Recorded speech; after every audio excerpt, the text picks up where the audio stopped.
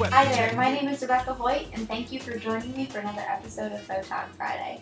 Today I'm going to share my 3 tips for posing, things that have really helped me out that will hopefully help you out as well. Tip number 1 is to be really specific. I used to be really afraid to be specific because I didn't want my clients to feel like they were in front of a school portrait camera. I didn't want them to feel like their chin was up here and they were having to put their arms like this and be very awkward. But I found, and actually being a bride myself, I found that the more specific that my photographer, Caitlin, was with me, the more comfortable I felt because I knew exactly what she wanted. In the same way, I've done that with my couples, and I'm very specific about where to look, where to place their hands, which hand goes on top of the other, whatever applies, so that they are very comfortable knowing exactly what I want. If I just told them to sit and smile at each other, they would have no idea where to put their hands or their legs or which way to look, so I'm very specific. I'll even get down with my couples. I'll sit down with them. I'll pose usually the guy first, and then I'll be like, okay, and this is where you're going to go, and I'll kind of show them, this is how I want you to wrap your arms up in him, or this is where I want you to lay your head. And I'll get right down there with them, and I will demonstrate for them physically, show them exactly what I want. If they have something to model, it will help them improve as well. This applies to everything, even down to where to look. For example, this picture of Jana and Antonio, I was very specific with where I wanted them to look in this picture. I said, Antonio, I want you to look down toward Jana's knees. And Jana, I want you to look towards your hand with the ring on it. And I was very specific because otherwise if I tell them to look down, they'll just look down. But if I give them something to focus on, they'll know they're looking exactly where I want them to. And if it's not exactly what I wanted, say I have them look one way and it's not far enough or not whatever my vision is, I'll be like, okay, now actually look over here. And I'll give them something specific. Guide their eyes. Tell them where exactly you want them to look.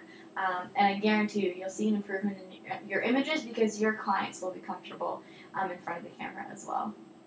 My second tip is to find inspiration from your life.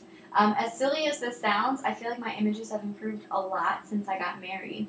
I find that there are many times that I'm with Matt, whether we're sitting on the couch watching TV or I'm sitting next to him in church, and I notice the way that I'm snuggling up on his arm or that I'm kind of gently resting my head on his shoulder.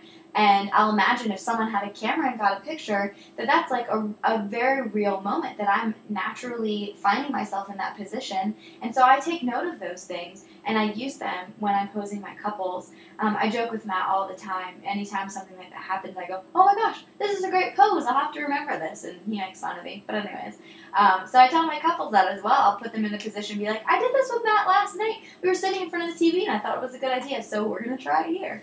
And that's something that's been really fun for me, to kind of use real life as inspiration. In the same way, Pinterest has been an awesome resource for me. I will be the first to tell you, I pull out Pinterest during shoots sometimes, and I'll show couples something new that I want to try. This was the first shoot that I used Pinterest for. It was last fall with Zach and Christina, and I found this picture that I really liked on Pinterest, and so I decided to replicate it. And of course, the couple's different, the location's different, and you can make variations to really make it your own. But I really took the ideas from the image to capture this shot.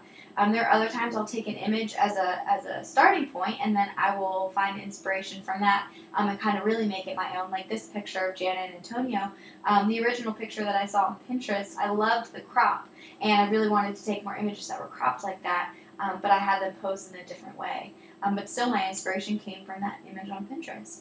And then this picture in particular, I love this pose, and I tried it with Zach and Christina, and I've used it many times since then.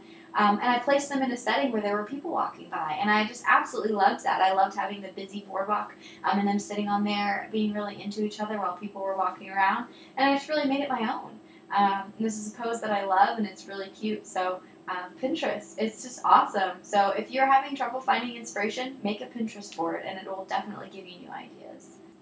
My last piece of advice is to give your couples something to do. It's really fun working with couples because they can interact with each other. And although I really love posing my couples and having really posed images, I also love candid moments too. So I'll tell my couples to lean in and kiss each other, or I'll have them hold hands and walk, and I'll tell them, where to look and how I want them to walk. And then during those moments, they are just naturally interacting with each other and naturally smiling at each other. And you get really genuine moments that way, moments of laughter, moments of joy, really sweet moments. And along the same lines of that, if you're giving your couples things to do, you're always going to capture, real moments, but also just keep shooting. Even if you're in between poses, keep shooting because you may capture something really special. This particular image from Taryn and Matt's engagement shoot, this was when they were coming down from this one part of a hill and we were moving to another spot to take more pictures, and he was helping her down, and I just kind of stepped back and kept snapping pictures. And in this particular one, she had just stepped down, and they were both just smiling and were just enjoying their time together. It's a completely candid moment, and it's one of my favorite images. I absolutely love it. I hope these tips were helpful for you. The thing is about posing is you just have to make it your own. Find something that works for you. Find a style and a way of communicating with your clients that really makes you comfortable, makes you feel like you're in control, but also inspires your clients and gives them the confidence to really radiate in front of the camera. If you're really specific with them, they'll know exactly what you're expecting of them. And if you keep getting inspired and get new ideas, you'll find that you'll keep refreshing your images and have new things to try with every client that you work with.